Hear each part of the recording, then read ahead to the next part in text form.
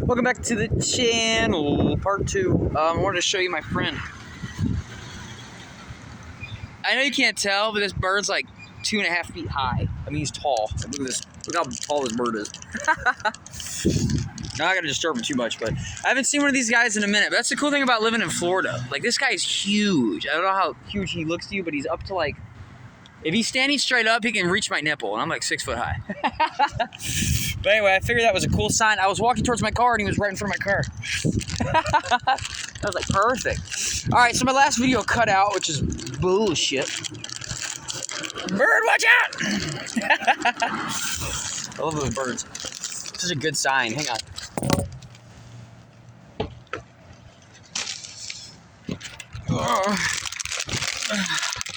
It sucks. My last video was perfect, and it didn't let me fucking talk about anything because it cut off. Anyway, so to finish what I had to say, hang on. Goddamn keys. That bird is such a good sign. The other day I was walking and I saw a baby alligator in a creek.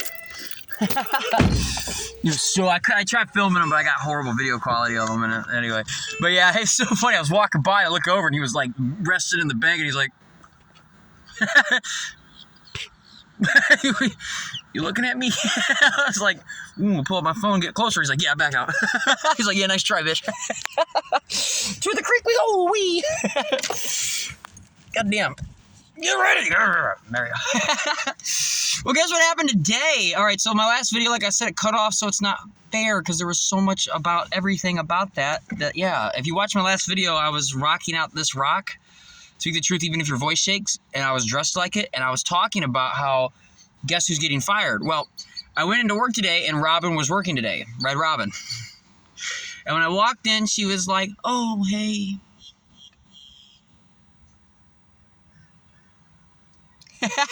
And I was like, "Yeah, nice try, bitch. I gotta go take a shit." And I went and took a shit. He was like, "Yeah, nice try, bitch. I gotta take a shit." I'm not even, nice try. And so I went and took a dump. I took a big old fat shit. I went into work, clocked in 4 minutes late, and plugged in my phone, stuff in the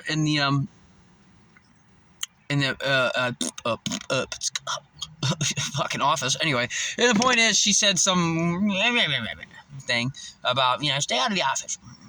Not to me, but like, newsflash. It's kind of like, let's say you're standing in a room with 10 people and you pull out your cell phone, and then the speaker is like, "Oh, by the way, no cell phones." It's like, oh, okay, that means me. She did one of those. She pulled one of those moves. And anyway, point is, the other day, me and a couple other people signed a paper stating about how Robin abuses people, and I signed it. And it was so funny because she was standing across on my back line, working on a table, putting sandwiches together next to my buddy Christian. And she looks at Christian and says, "I know y'all trying to get me fired and something, and just want to know if you signed that paper." And I said, "I signed it." I said, "I signed it." I just jumped in right there. I said, "I signed it." And she goes, "I know you signed it." And then she said something else, and I said, "Of course I signed it. You're a narcissist. You're a horrible human being. You abuse people. You abused me on my first day I was here. I'm pretty sure you mentally and emotionally abused your child. I know you do. I have a mom just like you." And she said, "You're a bad person." It went back and forth. Point is, I spoke my truth. I remember there was a moment where she wasn't looking at me, and she said, "Yeah, well, you're a bad person." I said, "I walked towards my death to save another human being. I'm a good person. Like, I don't care how." There's a firefighter out there who saved people countless times and went through actual fire and almost burned to death. There's all kinds of heroes out there. But, like, fuck, I'm going to get talked to by a narcissist and told I'm a bad person when I've done that. I've walked to my death in freezing cold temperatures. I was willing to freeze to death. 100%, I knew it. Not even trying to get into that whole energy right now. Fact. And yeah, I will totally rub that in your face, bitch. Whee! So we had a little banter, and I was talking like this, and then she started ripping and roaring about it. And I said, "Haha, I got you all riled up." I get you all riled up. And she snapped, and long story short, I was sent home. And the girl who helped sign the first petition, who's worked there for like 6 years, had to deal with this bitch before, yada, yada, yada. She said, I heard everything you said, and so did everybody else. And so now it's just a battle of time, and it doesn't matter. Whether I keep the job or I don't keep the job, I'm doing the right thing. I'm speaking my truth. And that'll either lead me to a better place, a better job, or she'll leave and I'll have a better time. That's the only thing that can happen if you're feeling good. If you're doing things and you feel good, that's why speaking the truth makes you feel good. Listen, I'm telling you.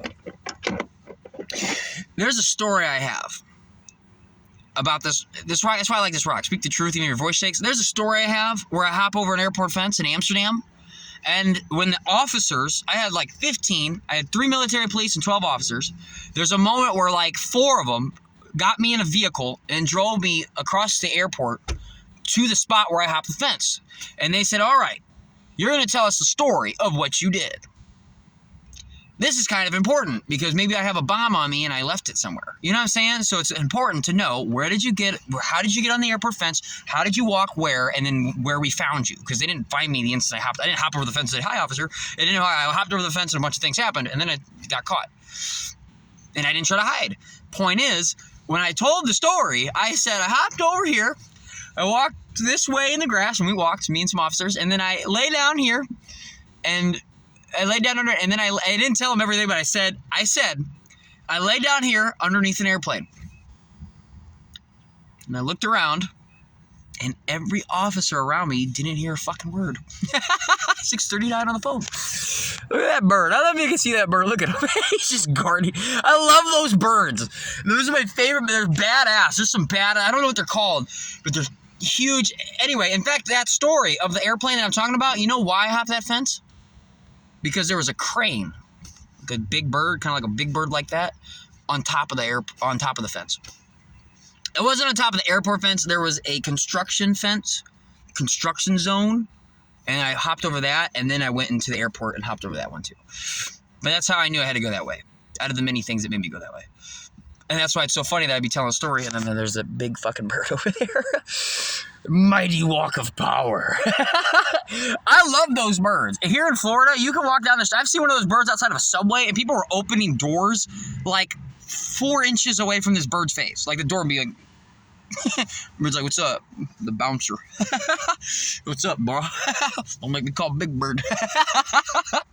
I love it. Anyway. So yeah, speak your truth. Even your voice shakes. I spoke the truth that day at an airport, and I said something that should have thrown me in prison for life or some shit, laying underneath an airplane, and they didn't hear me. The words just went right past them.